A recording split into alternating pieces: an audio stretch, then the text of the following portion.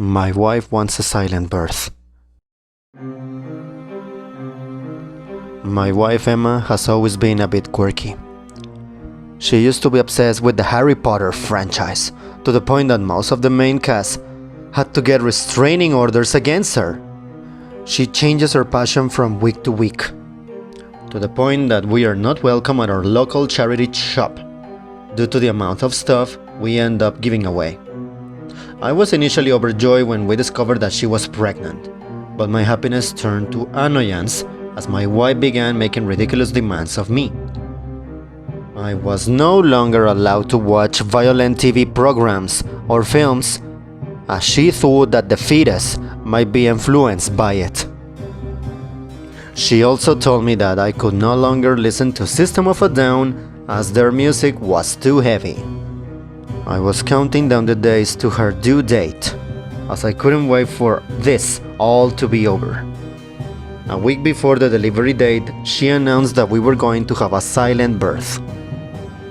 My jaw was hanging open as she explained that no one was allowed to make a sound while she was in labor, as she wanted our baby to enter the world in utter silence.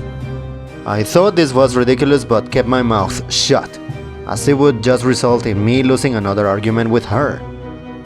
The big day arrived, and the midwife rushed to our home after my wife had her first contraction. I couldn't help but marvel at my wife's resilience, as she didn't make a single sound even as she lay there while the midwife clutched her hand. I was almost kicked out of the room when I unintentionally knocked over a pen, which got me the stink eye from both Emma and the midwife. After almost an hour of silence, I watched in wonder as a tiny head emerged from my wife. Emma was covered in sweat, and her breathing was the only noise in the house. Tears began flowing down my wife's cheeks as our son's lifeless body was placed into her hands.